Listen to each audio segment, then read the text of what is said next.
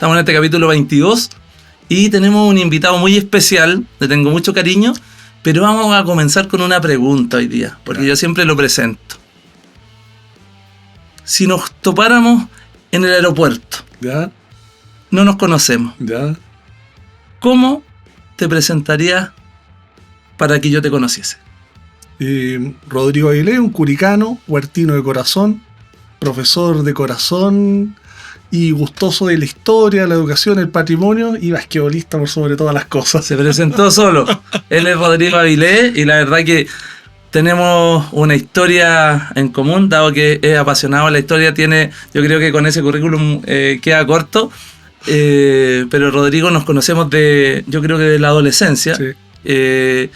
Jugamos básquetbol juntos, que ahí tenemos alguna cercanía, pero hoy día venimos a hablar, como es natural, como es común, un poco de la familia, un poco de la vida, un poco de lo que hace Rodrigo. Y una de las cosas que me motivó a invitarlo, que el otro día me contó, él me dice que es un proyecto, pero formó una sociedad justamente para promover la cultura y la historia en la provincia de Curicó. Así es. ¿Cómo partió eso? Porque yo generalmente invito como a emprendedores, entonces por ahí yo dije, Rodrigo tiene que estar para contarnos cómo se conecta esto. Claro, mira, es un proyecto bastante bonito porque era una idea que venía rondando hace bastante tiempo. Tú sabes que muchas veces me invitan a dar alguna charla, ir a la universidad, en el mismo colegio donde trabajo, pero estaba la idea de que hay un elemento faltante que es la historia y el patrimonio curicano, que se sabe muy poco. Yo soy parte de la Sociedad Chilena de Historia y Geografía y la filial Curicó, que se hacen esfuerzos por difundir, o sea, organizaciones sociales, actores que están ahí, gestores culturales, hay bastante, pero faltaba una coordinación. Y el otro elemento que quisimos agregarle es que muchas veces tanto la historia, la educación y el patrimonio se veía desde una mirada, por decirlo, de una perspectiva muy externa, muy eurocéntrica, como cómo nos ven otros a nosotros. Entonces yo lo que quise agregarle es la historia, la educación y el patrimonio desde acá, desde nuestros territorios. Y eso creo que ha sido muy bonito porque era algo que nos había dado. Por eso se llama Del Sur. Muchos me dicen, ¿y por qué del sur? ¿Por sur de Chile? ¿Cómo se llama la agrupación? Seisur. ¿O el proyecto se llama Seisur? el Centro de Estudios Interdisciplinarios del Sur. Seisur. Y me dicen, ¿por qué del sur? ¿Por sur de Chile? ¿Sur del mundo? Mira, si tú lo quieres tomar así, sí, pero técnicamente se llama del sur porque está centrado en la epistemología del sur. Es como nosotros vemos la historia desde nuestra propia perspectiva. Por ejemplo, la historia de Curicó no parte en 1743 con la fundación de esta villa. ¿Cuándo parte? Sino parte por lo menos hace 12.000 años atrás con los restos arqueológicos de Tutuquén. Entonces, si partimos en 1743 es negar 12.000 años de historia. Lo mismo, amigo. ¿O acaso la historia que nosotros nos enseñaron que América parte con el descubrimiento de América en 1492? Estoy negando miles y miles de años de historia. Y voy a recordar a uno de mis profesores de doctorado que tuve, que en paz descanse, hace poco más de un mes, don José Bengoa, Premio Nacional de Historia. Su último libro del año 2023 se llama Viaje a Caral. ¿Ya? Viaje a Caral. A Caral. Y el segundo, el 2025, se llama Regreso a Caral y Viaje a Potosí. ¿De qué trata principalmente? Quiere hablar de la larga historia de América. No esa historia de América que parte en 1492. No desde Cristóbal. No, exactamente. Sino que retrocede 5.000 años de historia a la ciudad de Caral, que queda a 1 hora al norte de Lima, aproximadamente, que es una ciudad que tiene 5.000 años de antigüedad. Tiene la misma antigüedad de las pirámides de Egipto. Y mira, te voy a contar un dato muy hermoso. Oye, pero. Antes, que está muy entretenido esto, pero me va a dejar vuelto para cualquier lado, Rodrigo, porque va a desmitificar todo lo que yo aprendí por el resto de la vida y que amaba. Pero démosle, dale. ¿Cómo eso de...? Ya, y por lo tanto esta pirámide de Caral fue descubierta en el año 1996. No quiero menospreciar a las mujeres, pero siempre dice que los hombres han hecho descubrir por una mujer, una arqueóloga peruana, Ruth Chadi. Y por lo tanto, esta pirámide que estaba en una meseta desértica de las cercanías de Lima, tiene forma piramidal. Eso sí, escalonada. Es tremenda. ¿Ya? Mi mujer Andrea estuvo allá hace pocos años atrás. Segundo, es una construcción que no han encontrado armas. No han encontrado ningún vestigio de armas. O sea, eso quiere decir que era una cultura de hace 5.000 años muy avanzada, bastante pacífica. Otro elemento, la pirámide antisísmica. Tiene unas rocas amarradas con una especie de algodones que hacen que la zona peruana es tan sísmica como la chilena, que hacen esta pirámide se mantenga y por eso se ha tenido su forma hasta el día de hoy. Y aquí te cuento el dato bonito que dice el profesor José Bengoa. Lo que más han encontrado en esta pirámide han sido instrumentos musicales de viento, construidos de huesos de aves. Los científicos la han tocado para tratar de sacar sonido, pero no han podido.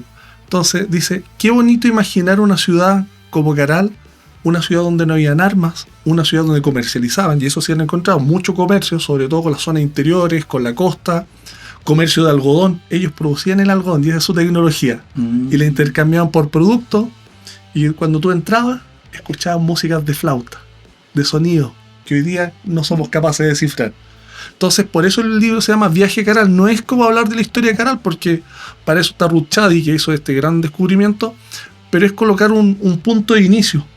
Parte en Caral, nuestra historia de América, como una gran civilización, y de ahí para adelante tenemos bastante historia, y que 1492 con la conquista de América y el descubrimiento es otro punto más que habla de otro hito más en la historia, pero no es que partimos ahí, sino que tenemos una historia invisibilizada.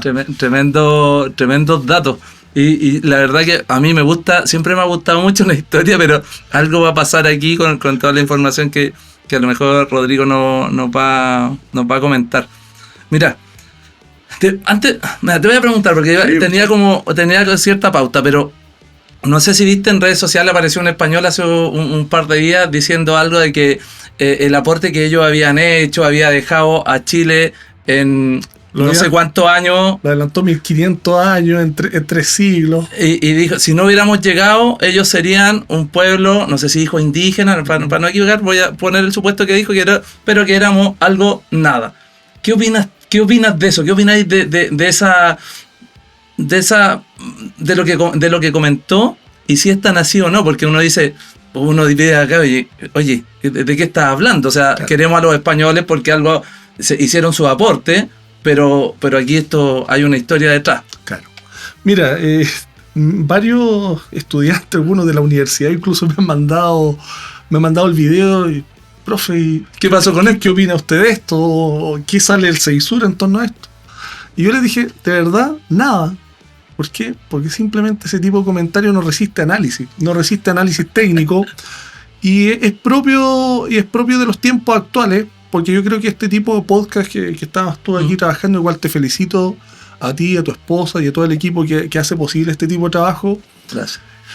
Cumple uno de los roles fundamentales de las comunicaciones, y que creo que su hija Amarante, que está trabajando en este tema, que es el rol de la educación. Claro. Este es un podcast tremendamente formado y educador. Por ejemplo, yo lo sigo muy bien, de cultura financiera, educación financiera, que tanto nos falta en los colegios. Entonces, vuelvo al tema. Entonces, ese tipo de comentario es el tipo de comentario acorde a los contextos actuales. ¿Qué busca? Likes, sí, reconocimiento, validación dentro de ciertas redes sociales, que obviamente le dan un contexto donde es citado, es mencionado, y mientras más uno lo cite, más de alguna manera cumple el objetivo final de que el tipo ha sido nombrado en distintos lugares. Entonces, desde el punto de vista técnico no resiste análisis, porque finalmente, te acabo de comentar Caral, y Caral es como la primera gran civilización acá en la zona del mundo andino, y lo voy a comentar siguiendo al maestro Enrique Dussel, un filósofo de origen argentino radicado en México, un latinoamericano que escribió en los años 70 el libro La filosofía de la liberación, pero una serie de textos más durante 50 años, o sea, un gran intelectual. Y él dice lo siguiente: en la historia, a todos nos han enseñado la historia de la siguiente manera. ¿Cuáles son las etapas de la historia? Ya hago esta pregunta en Chile, la hago en India, la hago en China, la hago en Europa, en el mundo indígena, edad antigua, edad media y edad moderna. Y la contemporánea. El problema es que yo te lo pregunto, ¿me puedes explicar, por favor? Y yo he tenido he tenido tensiones en universidades dando charlas. ¿Me puedes explicar, por favor, la edad media del mundo mapuche, por favor? No. O la edad media, por ejemplo, la edad media de la civilización china. Imposible. No existe, o del mundo árabe. Entonces, es no entender que en el mundo existen más o menos 6 pilares de la historia. Está la China, está la India, está Egipto, Mesopotamia, China, y también tenemos acá el mundo americano, Mesoamérica, cuyas últimas civilizaciones que nosotros conocemos son los mayas y los aztecas, y acá en el mundo andino tenemos desde Caral hasta llegar al Imperio Inca. Entonces, somos la Pachamama, que es de la filosofía quechua y aymara, que somos hijos de la tierra. Pero eso, si tú lo piensas filosófica, ontológicamente, científicamente, es porque somos hijos de la tierra. Piénsalo bien. ¿Cuántos miles de años, cuántos millones de especies animal y vegetal han tenido que evolucionar durante miles y millones de años para dar como fruto a la humanidad? Y nosotros somos esos seres conscientes. Entonces, entender que América, la construcción de América Latina, parte de los pueblos indígenas. Y no hay que negar tampoco que con 1492 se incluye la hispanidad, y la hispanidad junto con lo que es la trata de seres humanos provenientes de África, que incorporaron otro elemento más, y que producto de este sincretismo cultural, producto de este mestizaje racial, surge esta cultura. Por lo tanto, cuando se habla desde esa mirada, yo creo que ni siquiera los españoles del siglo XVI tenían una mirada tan dura, porque eso es no reconocer, por ejemplo... O tan básica. Claro. Porque en realidad, tal como lo planteabas, no tienes... o sea, primero no resiste análisis, y segundo no tiene ningún respaldo, seguramente. Y ahí está donde yo creo que uno de las grandes, y que entretenido que tú puedas venir a explicarnos algunas cosas que nos vamos a meter en otra área, pero qué rico saber, y me gusta esto, porque esto una vez, a mí un locutor de acá de la zona, yo le conté que las cosas que hacía y que yo había estudiado en la localidad de Los Queñes. Y él me dijo, de Los Queñes al mundo. Y lo mismo me pasa cuando escucho a Rodrigo explicando todas estas cosas de Curicó hacia el mundo. De la huerta. De la huerta hacia el mundo. Entonces, qué rico, ¿sabes?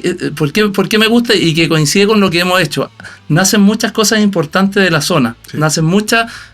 Nosotros hemos tenido empresarios importantes que están a nivel mundial, y me pone muy contento saber que Rodrigo, con toda esta, cuando nos da una cátedra de historia, saber que es un producto de acá y no tenemos que traer gente de afuera a explicarnos respecto a la cultura, a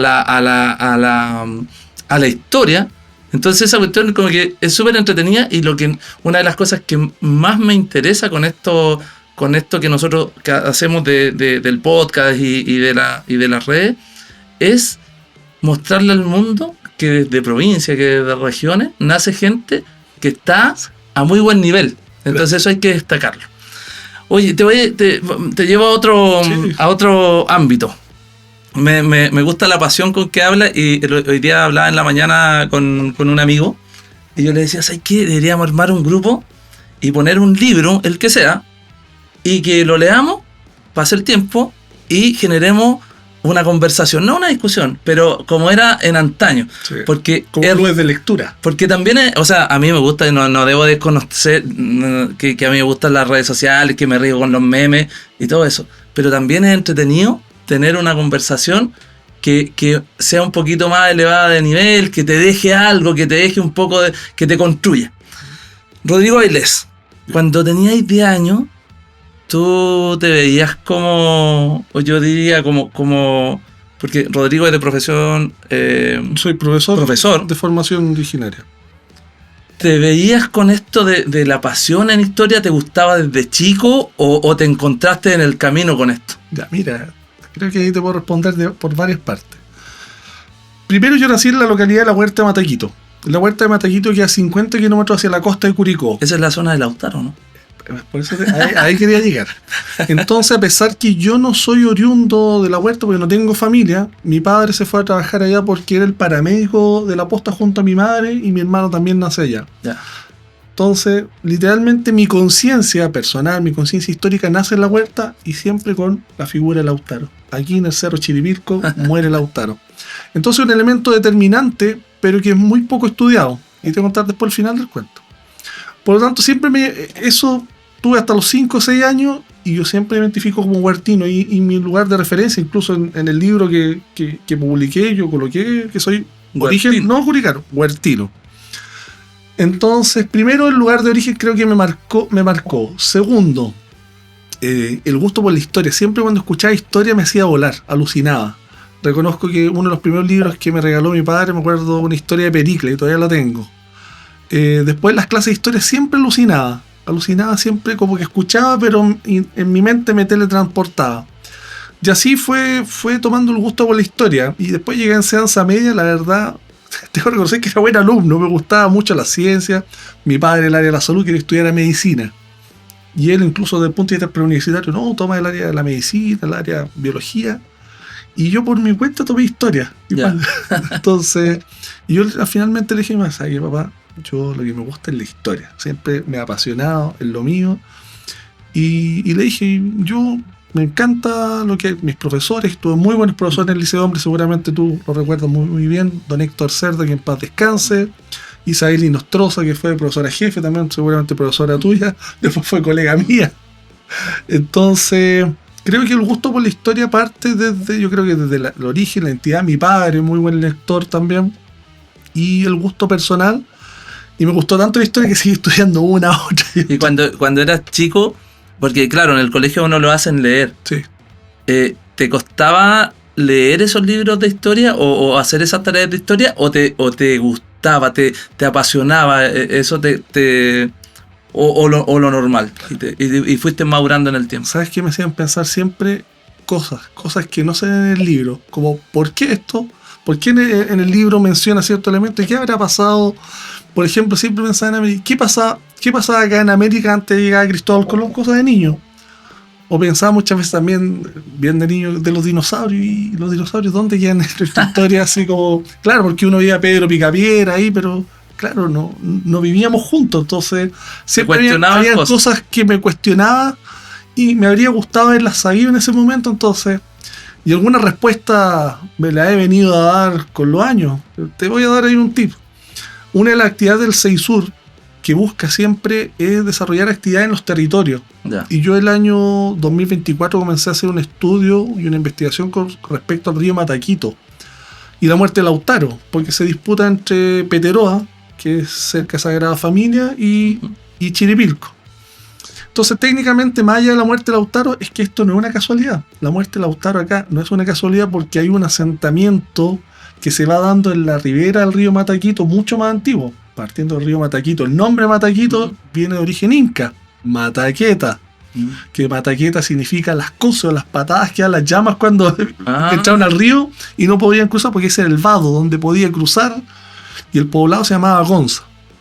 Entonces, buscando, esto es una zona de resistencia. La huerta Mataquito y el río en sí fue una zona fronteriza en el Imperio Inca. ¿Qué te dije hace pocos momentos antes? Uno de los pilares de la historia de la humanidad está en el mundo andino, y acá en la zona le dimos resistencia. Hubo una batalla de los 3 soles, donde el emperador inca conquistó desde Colombia hasta Chile, tuvo 3 días combatiendo y listo. No puedo más. Se devolvió. La batalla de los 3 soles, el emperador topa Inca Yupanqui, termina siendo derrotado. ¿Y dónde retrocede la frontera? Al Mataquito. Y hay poblado de Gonza. Entonces tiene una síntesis cultural bastante interesante. Y bueno, toda esa investigación que vine desarrollando en 2024, 25, 26, este año en abril, el 9 de abril de este año, fuimos a una charla de la Huerta de Mataquito, a la escuela de la Huerta de Mataquito, ¿sí? Donde estudió mi hermano. Yo no alcancé a estudiar ahí, pero ahí dimos una charla que está ahí en las redes sociales del CEISUR. Así que ahí hablo, si la quieren ver, ahí hablo un poquito de la huerta y la importancia fronteriza, que esa es una respuesta que tuve desde niño, pero con los años y estudios la fui madurando y respondiendo. Oye, estoy cada vez hablando más como argentino. Oye, Rodrigo, a propósito, cuando tú vas a dar esta charla o en el colegio, en el mismo, Rodrigo es profesor titular, diría yo, no sé cómo se llaman, sí. Del Colegio Marista de Curicó, sí. Un colegio de trayectoria, tiene una historia tremenda en la zona. Cuando tú das las clases en el colegio, cuando vas a dar las charlas y hablas de historia, Porque yo hoy día, claro, yo tengo una edad muy parecida a la tuya, me interesa, me conecto fácilmente. Pero ¿qué pasa en la sala? ¿Qué pasa con los niños más chicos hoy día, sobre todo un poco con la tecnología y esta dispersión? ¿Cómo lo atraes para contarle esta historia y qué pasa ahí en el área chica? Sí, no, mira, yo creo que uno de los desafíos muy bonitos y que uno nunca debe perder, por más que uno pueda hacer charlas en un congreso, pueda dar una charla en una universidad y que he tenido el gusto de hacerlo, creo que el hecho de hacer clase en un colegio con niños te conecta a la realidad pedagógica de los chicos y te hace de alguna manera bajar esta historia desde, puede estar en la teoría, bajarlo a la práctica. ¿Cómo lo llevas que sea entendible para todos? Primero que todo, yo creo que uno de los elementos centrales de la educación es una ecuación donde esta variable no está considerada. El amor, el cariño. Cuando los niños se sienten queridos, y recordemos cuando nosotros éramos niños, cuando sentías que un profesor te quería, que era cercano, te hacía sentir especial, dime que no aprendías más. Sí, ya, te hacía la diferencia. Número uno. Eso es vital. Una buena relación, que el niño sienta que tú lo que haces, lo haces de verdad, convencido de lo que estás haciendo y que quiere un aspecto transformador. Segundo, que esa historia que muchas veces sale en los libros, que a veces parece tan lejana, traerla acá, traerla a su realidad. Por ejemplo, en el mismo Instituto San Martín desarrollamos en los últimos años un proyecto de aprendizaje más servicio, donde un niño me hizo una pregunta y que esto me va a llevar incluso a otra parte ahora. Estábamos hablando de la Segunda Guerra Mundial. Profe, ¿qué pasa en Curicó en esa época? Buena pregunta. Buena pregunta. Bueno, desarrollé un proyecto patrimonial de investigar qué pasaba en Curicó, los hitos más importantes de Curicó. ¿Y qué van a hacer, chiquillos? Vamos a hacer un servicio. ¿Cómo servicio? Vamos a aprender, pero ustedes van a servir también. ¿Qué hicieron? City Tour patrimoniales, donde invitaron a su familia, a la comunidad marista. Y yo no lo hice, lo hicieron ellos. Qué bueno. Hicieron unas fichas para ir mostrándolas a medida que iban en el tour. Partieron del colegio, dieron una vuelta por la plaza, ese es un curso. Otros salen parte del colegio y llegamos al cerro. Y todo lo importante. Y los chicos fascinados. Sí. Las familias también nunca habían visto a su hijo y, profe, nunca había aprendido tanto historia de Curicó. Y además le ayudó a entender la historia universal y la historia de Chile. Oye, chiquillos, ¿y qué pasa si este libro, estas fichas las transformamos en un libro? Con los mismos niños trabajamos, aprovechando las tecnologías. Entonces, cuando la tecnología se transforma en una herramienta, esa es una gran ayuda. No en tu reemplazo. Y las transformamos. Y hoy día, querido amigo, hace algunas semanas atrás, esas fichas se transformaron en libros patrimoniales. ¡Qué buena! Y cualquier turista que vaya al Cerro Condel, porque hicimos una alianza con el Parque Cerro Condel, va al cerro y va a encontrar unos códigos QR. Sí. Y cualquiera lo escanea y ahí están, por ejemplo, la cruz de la Virgen, la cruz del cerro, la Virgen, la historia de Curicó, la plaza, distintos hitos patrimoniales de Curicó. Y nos dijimos con los chicos, ¿y qué pasa si viene un turista extranjero? Lo hacemos en inglés. En inglés. Entonces, ¿te das cuenta? Aprendieron, entregaron un servicio a la comunidad y te agrego el último hito. Que el 9 de octubre, tú sabes, el aniversario de Curicó, e invitamos a un colegio, la escuela del Maitenal de Tutuquén, que están desarrollando una investigación sobre Tutuquén, desde los restos arqueológicos, desde su pasado, la fundación de Curicó está allá en esa zona. Y así varios hitos, los invitamos a ellos, a los niños, a sus familias, a todos, pero ellos fueron de alguna manera nuestros socios comunitarios, pero no vinieron ellos a recibir un servicio, sino que ellos fueron los protagonistas. Ellos fueron los protagonistas centrales. Y los chicos del instituto fueron quienes lo recibieron, lo acogieron, hicieron un trabajo colaborativo, que incluso vinieron autoridades de la Universidad Autónoma a venir porque no lo podían creer lo que se estaba dando, esa sintonía. Y producto de eso se dieron más proyectos de otros profesores, por ejemplo del electivo de Biología de los Ecosistemas, que lo invitaron. Al final se dio ese nexo basado en el cariño, el respeto, el servicio, la entrega. Y hoy día sí, hay otros códigos QR, por ejemplo, de la diversidad de flora y fauna del Cerro Condel. Y todo eso también, códigos QR en español y en inglés también. Entonces, de un proyecto de historia, fueron sumándose otras asignaturas e incorporamos nuevas historias y nuevos colegios. Es que las cosas buenas se replican fácilmente. Claro, y eso estuvimos exponiendo ahora hace poco en la Universidad Católica del Maule y nos vamos a ir a Buenos Aires con ese proyecto, a un congreso mundial. O sea, la invitación es a que se puede. En esta agrupación que tú tienes, que tú la llamas proyecto, si la gente quisiera participar, si la gente quisiese ser socio, ¿podría ser o está en estudio? No. ¿Sí? Mira, este proyecto, la gracia es que un proyecto es súper colaborativo, porque esta idea, la parte de la historia, la agrego yo porque es un proyecto que venía dándome vuelta y a finales de 2025 se materializó formalmente, está inscrito incluso en el Instituto Nacional de Propiedad Intelectual, la marca, el logo, todo. Pero la gestora y quien permitió esto es mi mujer, Andrea Ferretti, a quien le mando saludos, a mi hija Josefa también, porque ella es de otra área, gustosa de la historia, gustosa del patrimonio, colaboradora deportiva, cultural siempre, y por ahí nos fuimos conociendo. Y ella fue quien me dijo, no, yo te voy a ayudar a hacer esto, por eso digo, ella es la directora de gestión y la cofundadora también.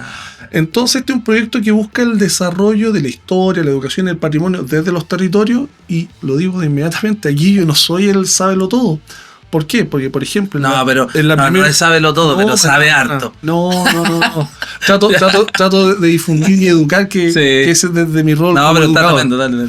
Sí. Pero, por ejemplo, en la primera charla que tuvimos en febrero, que fue el acto inaugural, tuvimos a un amigo también liceano, a Marcelo Aliaga, ¿ya? Escritor, su último libro, Cerro de Promesas, del año 2025. Él es de profesión, Marcelo, si no me equivoco, es de profesión ingeniero informático. Sí. Y es escritor, amante de las bicicletas. Sí. Y nosotros ahí teníamos, a mí no me gusta hablar teníamos desencuentros políticos, pero la verdad que él también jugaba. También basquetbolista. Y al final, ¿sabes qué es lo bonito de esto? Que se puede construir sociedad desde cualquier mirada. Y yo creo que las polarizaciones no sirven y hay que juntarse para poder promover la cultura, para promover toda la área en realidad. Amigos, las sociedades que más han crecido, las que más han tenido éxito, no son las sociedades que se sustentan en la exclusión, sino que todo lo contrario, las que se sustentan en la inclusión desde las distintas visiones y que de alguna manera podemos construir juntos un proyecto mejor de sociedad y de país. Yo creo que eso es lo bonito y eso es lo que hay que seguir difundiendo en estos medios, los medios obviamente más tradicionales, porque de alguna manera hoy día en la cultura se ve mucho la denostación, la exclusión, la anulación del debate, o sea, personas que ya no están discutiendo y que tristemente, y con el cariño que le tengo al pueblo argentino, y no lo digo por el actual presidente, lo digo por mucho antes, por ejemplo, algo que nosotros nos damos cuenta lo maravilloso que es, que aquí los presidentes, independiente quien gane, el candidato perdedor llama al ganador, lo saluda, incluso le desea, incluso lo van a ir a ver. Segundo, el presidente saliente se reúne con el presidente entrante, se entregan los cargos. Eso en Argentina no existe. Sí.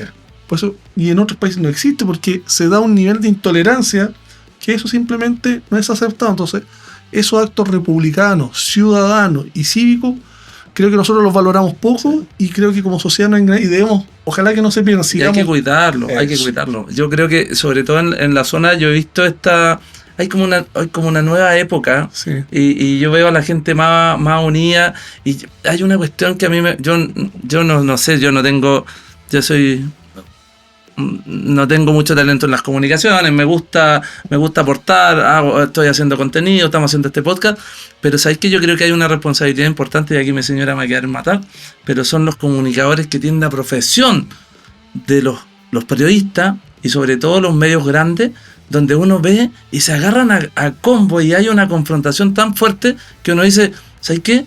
Eso lo ven los niños, eso lo ven los más adultos, eso lo ven, eso no es lo que nos representa, porque en la calle, aunque hoy día sigue habiendo mucho estrés por diferentes motivos, pero también hay espacios de conversación que hace tiempo que no se daban. Exacto. Y hoy día yo veo hace un año, un poco más, se están dando, y yo creo que eso no hay que perderlo. Totalmente. Rodrigo, y déjame saber, dale. Y por ejemplo, partimos con Marcelo Aliaga en la inauguración, ¿sí? Que habló del Cerro Promesa. Quien habló con respecto a la historia y la educación desde el sur, pero no del sur geográfico, desde este sur epistemológico. En marzo tuvimos a la amiga que tú la conoces muy bien, a Francisca Sepúlveda, periodista, que está investigando la artesanía. La tenemos de Relaciones Exteriores. Sí, la artesanía del Maule, y que está difundiendo la artesanía en Canadá, sí. En Quebec, en la Universidad de Quebec, en Chicoutimi. Y eso fue en marzo. En abril, quien habla, estuvimos ahí en la Huerta Mataquito, y en mayo tuvimos al director de la Sociedad Chilena de Ciencias Geográficas hablando de una de las áreas de las ciencias sociales más más perjudicada por los ajustes curriculares, que habla de cuál es la importancia de la geografía hoy. ¿Te acuerdas que en nuestra época no hablaban de geografía? Hoy día nada. Eso ha desaparecido los currículos. Entonces, y tenemos después no solamente académicos, actores sociales, gente que nos ha escrito, oye, desde la educación, todos son bienvenidos. Tú sabes que hay itinerario, hay costos vinculados, pero tenemos un calendario lleno hasta fin de año, y ya programando hasta el próximo. Por lo tanto, aquellas personas interesadas en difundir la historia, la educación y el patrimonio, escriban, conéctense a las redes sociales del SEISUR. ¿Cómo se llama el Instagram? El Instagram, SEISUR. SEISUR, el Facebook, YouTube, ahí están quedando todas las charlas, que eso es lo bonito, que queda ahí un repositorio para que la gente tenga acceso a estas mismas charlas. Y aprovechando eso, ¿y por qué te lo preguntaba? Porque yo creo que, y hago una invitación formal a que se unan a No Connection, porque No Connection es una agrupación que nació para agrupar emprendedores, empresarios, para hacer networking, para buscar innovación, pero yo creo, nosotros hemos abierto esto, y es de la región del Maule, y la verdad que estamos abriendo a este tipo de organizaciones que sean de impacto a la sociedad, y nosotros decimos, ¿por qué? Porque es importante, porque es importante saber dónde buscar financiamiento, porque nos podemos conocer, nos podemos presentar. Así que, por nuestra parte, bienvenido a que se puedan sumar. Y quiero agradecer a los colaboradores culturales del SEISUR porque han confiado en este proyecto, y eso ha permitido una continuidad, que es un proyecto que nació a finales del año pasado, se comenzó a ejecutar en febrero, y hemos tenido todos los meses charlas, actividades, y durante todo este periodo súper activo. Incluso tenemos sobrecupo de charlas y actividades de aquí a fin de año. Entonces ha sido muy muy bonito, y por eso le agradezco a todos y cada uno quienes han confiado y que han permitido que este proyecto se vaya consolidando, y obviamente ahí hemos ido integrando varios amigos que se van sumando también. Qué bueno. Y de eso se trata, o sea, primero son los amigos, y después esto se va masificando, y va llegando. La energía linda siempre suma. Rodrigo, ya dijiste, le mandaste un saludo a tu señora. Sí. ¿Tienes una hija? ¿Tienes más hijos? Sí, mi hija Josefa, recién nacida, 36, 37 días. O sea, ¿te dieron permiso para venir a...? La dejé durmiendo.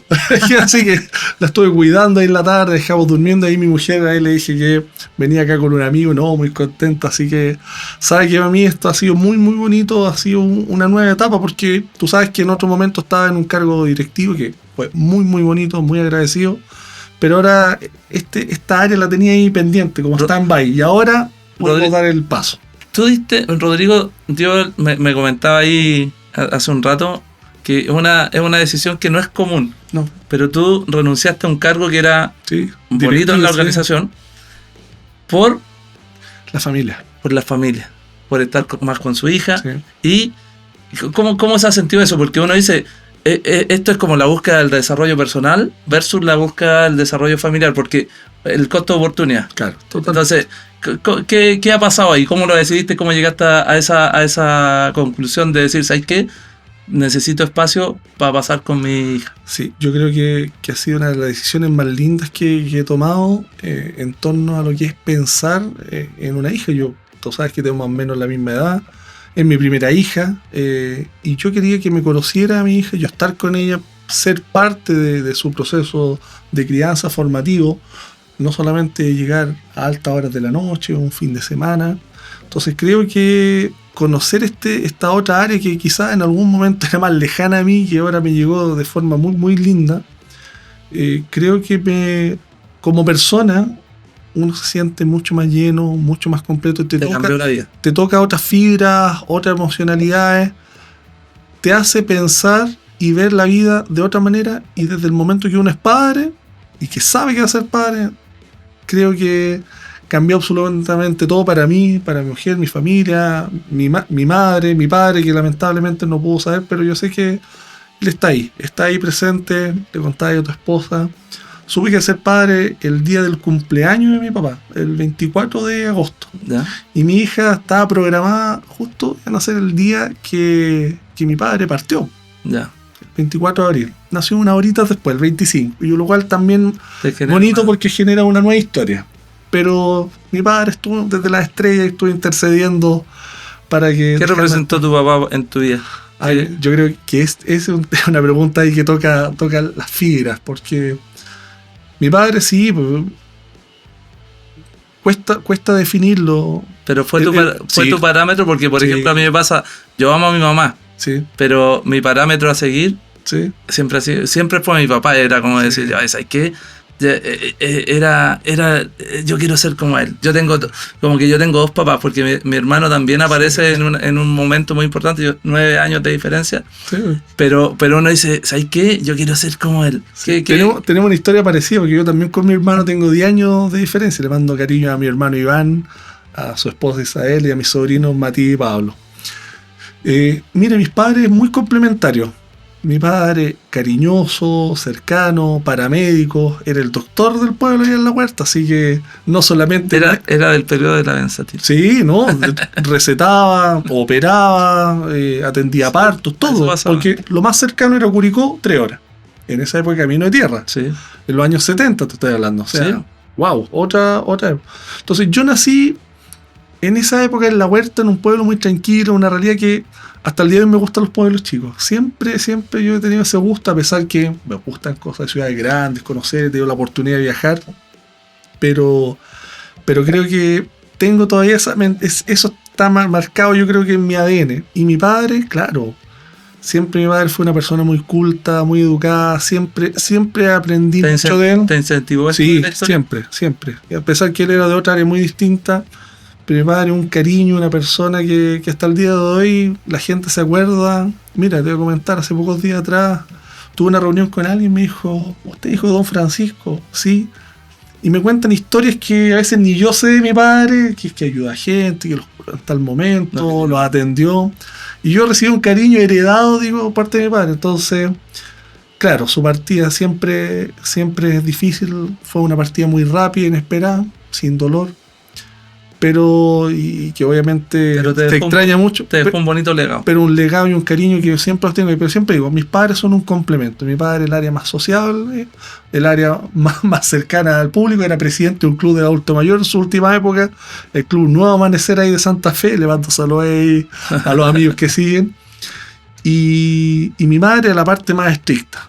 Más estricta en el buen sentido. Cariñosa, pero ese cariño que te forma y te hace ser la persona que tú eres. ¿Tu papá te decía algo especial, alguna frase especial o algo que tú decís, este viejo siempre me decía esto o me motivaba o me castigaba, tenía algo... Sí. Algo que tú dices, esto no lo puedo olvidar, lo llevo conmigo? No, es que a mi padre lo llevo en cada momento. Yo creo que por eso digo, cuando me habla a mi padre me tocan una fibra sensible, la tengo ahí muy, muy a flor de piel, porque mi padre se fue el año 2024. Pero ¿sabes qué tengo? Y ese cariño, esos abrazos que se extrañan, los mejores. Siempre pudimos salir y hasta los últimos años salimos juntos.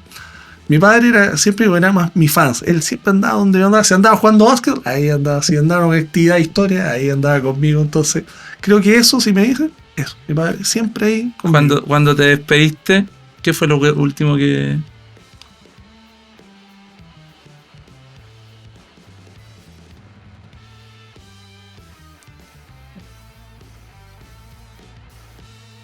Te comprometiste.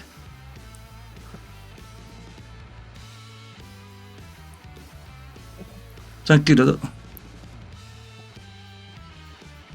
Sí, obviamente ahí le dije todo lo que la amaba. Siempre, no hubo temas pendientes con él. Simplemente amor, cariño y agradecimiento. Gratitud por todo.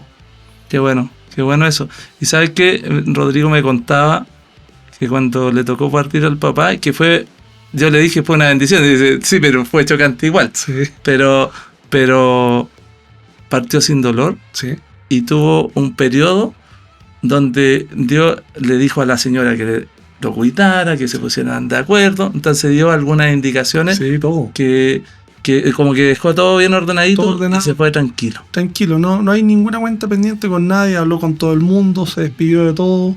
Se fue rodeado de amor, de cariño, de gratitud, querido. Y no solamente por la familia, gente desde la huerta Mataquito, de los trabajos donde estuvo, familia, de verdad fue en ese sentido. Oye, y qué bonito eso que no nos queda, la productora nos tira los brazos, que ya nos queda poco tiempo, pero vamos a dedicar 5 minutos más. Y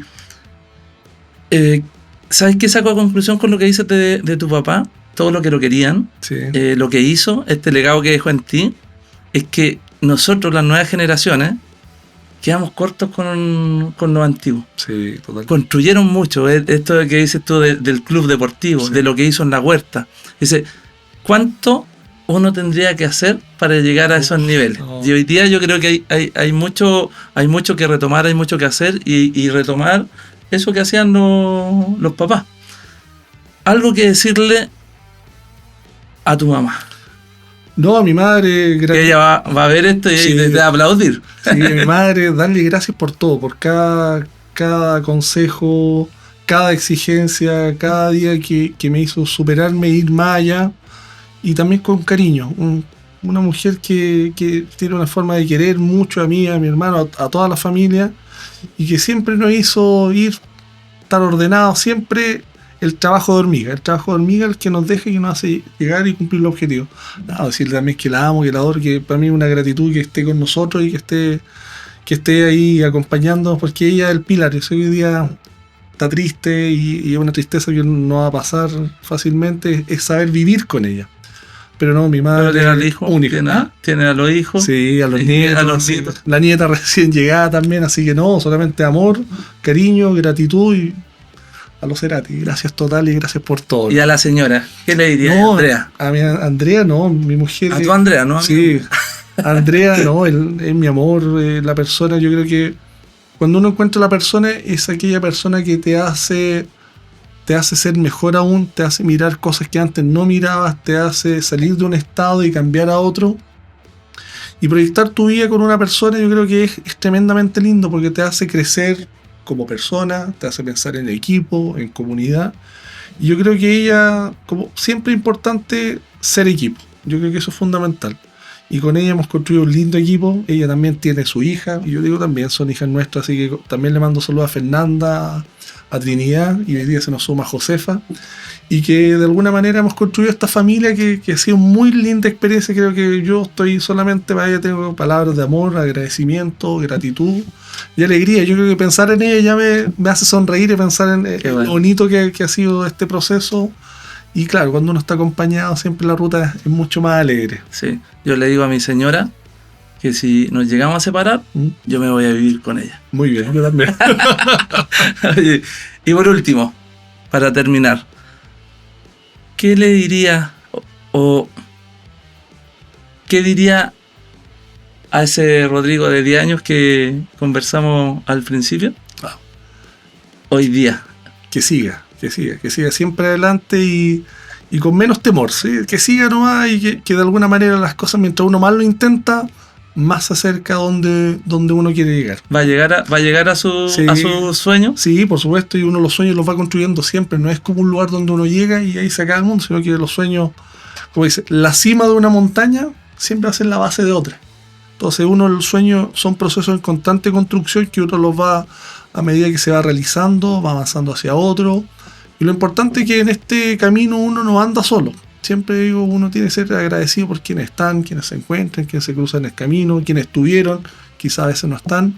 Porque uno, la persona que es hoy en día, es producto de los aciertos, pero también de los errores. Hoy día en las sociedades actuales se hace muy difícil valorar el error, las caídas, pero finalmente las caídas son las que a uno lo construyen como persona, en el éxito.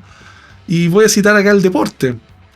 Y tú sabes que como basquetbolista, le mando saludos a todos mis amigos del básquet ahí, con quienes he jugado en tantos años.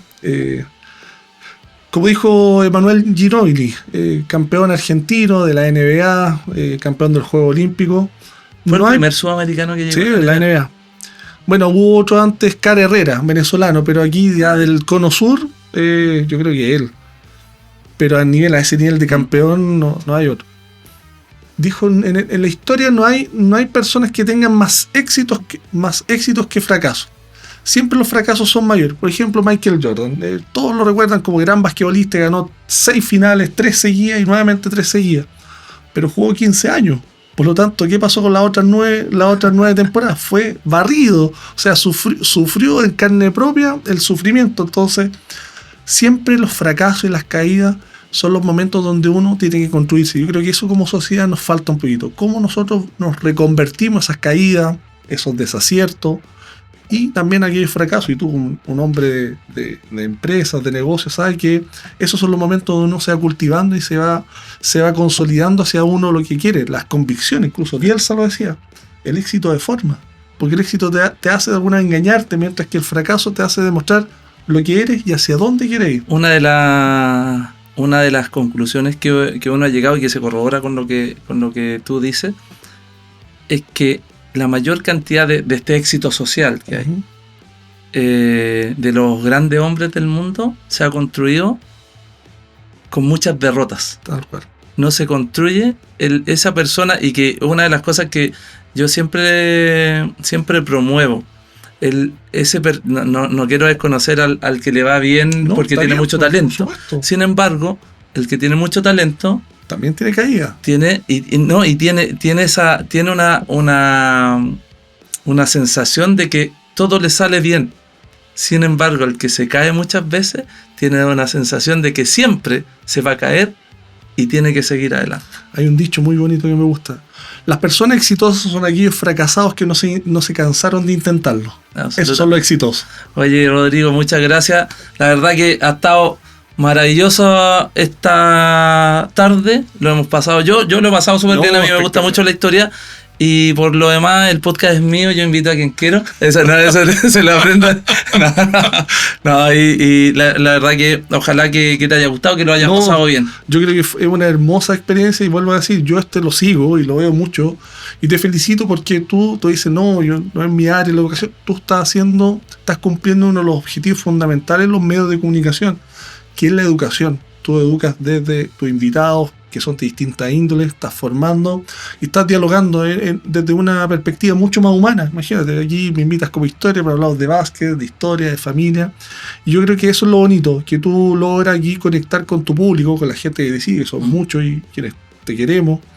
Y yo creo que eso es un mérito, y yo feliz de participar y feliz que me inviten, ojalá más veces el dueño acá del podcast. Así que seguro, yo feliz de conversar siempre y aportar, y yo creo que siempre es bonito educar desde los territorios, desde donde estamos, y eso nos hace progresar y construir sociedades más justas, sociedades que progresen y que avancen hacia mejores horizontes. Gracias totales por Rodrigo. Gracias, amigo, un gustazo, cuídate.